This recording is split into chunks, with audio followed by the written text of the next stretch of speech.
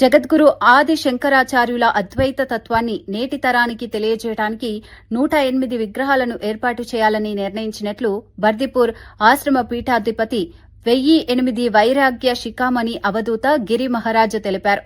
సంగారెడ్డిలో మీడియాతో మాట్లాడిన ఆయన తొలి విగ్రహాన్ని బల్దీపూర్ ఆశ్రమంలోనే ప్రతిష్ఠించనున్నట్లు చెప్పారు. ఆశ్రమంలో శంకరాచార్యుల వారు స్థాపించినటువంటి ముఖ్యమైనటువంటి ఆశ్రమాల్లో ఒక గిరి పరంపర ఒకటి ఉంది. ఈ గిరి పరంపరకు చెందినటువంటిదే శ్రీ దత్తగిరి మహారాజ్ ఆశ్రమం. అది జూన్ అఖాడ ఉంది. మనకు జూన్ అఖాడకు ఆశ్రమానికి సంబంధం ఉంటుంది. అయితే ఆది శంకరాచార్యుల వారు ఆయన యొక్క జన్మ ఎందుకు వచ్చింది అని అంటే, కాలడి గ్రామంలో ఆయన ఆర్యాంబ శివగురు అనేటటువంటి పుణ్య దంపతులకు ఆయన జన్మ స్వీకరించడం జరిగింది. ఆయనకు శంకర విజయం అనేటటువంటి ఆయన గ్రంథంలో ఆయన యొక్క జన్మరాశాలు చెప్పడం జరిగింది. అయితే ఆయన క్రీస్తు పూర్వము జన్మించినట్టుగా మనకు కొన్ని గ్రంథాలు ప్రోత్సహిస్తున్నాయి. అదే 5వ శతాబ్దంలో ఆయన జన్మ తీసుకున్నటువంటి కొన్ని గ్రంథాలు మనకు చెప్తున్నాయి. ఏదేమైనా ఆయన పుట్టినప్పుడు ఉండేటటువంటి పరిస్థితి మన భారతదేశంలో ఇక వైదిక పరంపర ఏదైతుందో మన సనాతన చేస్తారు. అంత గొప్ప ఏకాగ్రత కలిగినటువంటి శంకరాచార్యులు ఈ భారతదేశం నిండా ఏదైతే వైదిక పద్ధతి ఏదైతుందో అది మడుగు అంటే సమయంలో ఆయన ఉద్భవించి అద్వైత మతాన్ని ఒకటి ఏర్పాటు చేశారు. అద్వైతం అంటే ఏమిటంటే పరమాత్ముడు అనేటటువంటి వాడు సర్వంతర్యామి, పరమాత్ముడు అన్ని చోట్ల ఉన్నాడు, ఆ పరమాత్మని చైతన్య శక్తే నీలో ఉంది అని చెప్పినటువంటి వ్యక్తి శంకరాచార్యుల వారు. కులాలు మతాలు అనేటట్లాంటివి చాలా పీడిస్తున్నాయి మనకు. ఈ కులాలు మతాలు పీడించే టైం లోపల రోజు జగద్గురు శంకరాచార్యులు వచ్చేసి అద్వైత సాంప్రదాయానికి ఏకంలో అనేకము, అనేకంలో ఏకం అన్నాడు. ఒక్క దేవుని లోపల 100 రకాలు కనపడుతున్నారు, 100 మతాలు కనపడు. మళ్ళీ అన్నీ కలిపితే మళ్ళీ ఒకటే అవుతుంది. కనుక అందు గురించి ఏకంలో అనేకమైనవి, అనేకంలో ఏకమున్నదని అద్వైత సాంప్రదాయాన్ని స్థాపించినటువంటి వ్యక్తి ఎవరుందంటే అది జగద్గురు శంకరాచార్యులు మాత్రం ఉన్నట్లాంటిది. అటువంటిది ఇది జగద్గురు శంకరాచార్యులు ఒక కులానికి మతానికి సంబంధించినట్లాంటి ప్రచారం చేయలేరు. ప్రతి మనిషికి ఒక గురువు ఉన్నాడు, ఒక ఇంటికి ఒక గురువు ఉన్నాడు, కులంకి ఒక గురువు ఉన్నాడు, మతంకి ఒక గురువు ఉన్నాడు. కానీ జగద్గురులు ఏముండే, జగద్గురు అనేటట్లాంటిది కేవలం మానవ ధర్మానికి గురువు ఉన్నట్లాంటి ఎవరంటే జగద్గురు శంకరాచార్యులు మాత్రం ఉన్నట్లాంటిది.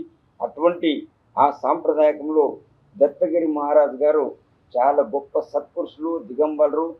మనము దిగంబరు అంటే కుంభమేళ లోపల మనం చూసినాం, కొన్ని లక్షల మంది దిగంబరులు కనపడ్డారు, కోట్ల జనాభా కనపడ్డారు. ఈ కోట్ల జనాభా ఎక్కడి నుంచి వచ్చారు, ఏ అడ్రస్ నుంచి వచ్చారో, ఏ అడ్రస్ నుంచి పోయినరో అడ్రస్కి వచ్చేసారు. కానీ ఈ దిగంబరులు ఏ అడ్రస్ నుంచి వచ్చారో, ఎక్కడ పోయిన ఇప్పటి వరకు వాళ్ళ అడ్రస్ లేదు. మనం 108 మన తెలంగాణలో చేయాలని చెప్పేసి నిర్ణయం చేసినాము. రేపు 5వ తారీఖు నాడు మన మినిస్టర్ గారికి వాళ్ళకందరికీ చెప్పినాము. ఎట్టి పరిస్థితి లోపల వాళ్ళు వస్తామని అన్నారు. నిన్ననే దానికేమో మంటపానికి శంకుస్థాపన చేసినట్లాంటిది కార్యక్రమం ఉంది, అన్ని పేపర్లు వచ్చింది. అంటే దాని మంటపానికి శంకుస్థాపన కార్యక్రమం అది కేవలం కట్టెతో మాత్రం చేసింది.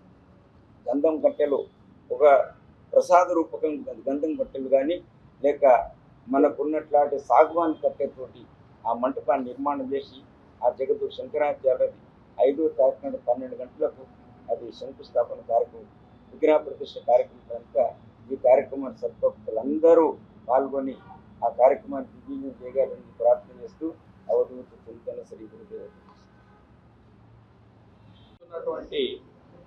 సైన్స్ అండ్ టెక్నాలజీ ప్రపంచం లోపల తట్టుకొని నిలబడగలిగేటువంటి తత్వం ఏదైనా ఉందంటే ఆదిశంకరులు ప్రతిపాదించినటువంటి అద్వైత మతమే. సైంటిఫిక్గా నిలదొక్కునేటువంటి మతం అన్నట్టు. శంకరాచార్యుని యొక్క సిద్ధాంతాలు సరిగ్గా అర్థం చేసుకోకపోతే రాను రాను నాస్తికవాదమే ఈ దేశం లోపల ప్రపంచం లోపల వ్యాపించిపోయే అవకాశం ఉన్నది. అటువంటి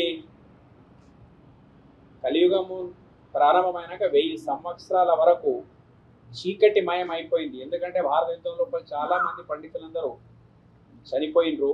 దాని కారణంగా చీకటి కోణం లోపలికి వెళ్ళిన భారతీయ సంస్కృతిని రాను రాను అంటే మన సంస్కృతి మనకి అసహ్యం కలిగేటువంటి పరిస్థితికి వెళ్ళిపోయింది అన్నాడు. అటువంటి వికృతమైనటువంటి మలుపు తిరిగిన పరిస్థితి లోపల సుమారు 2500 సంవత్సరాల క్రితం శంకరాచార్యుల వారు సాక్షాత్ శివుడే శంకరుడు అనేటువంటి పరిస్థితి లోపల అవతరించి వేదాల లోపల ఉండేటువంటి నిజమైనటువంటి సారం, ప్రతి వేద మంత్రం అద్వైతాన్నే ప్రతిపాదిస్తున్నది.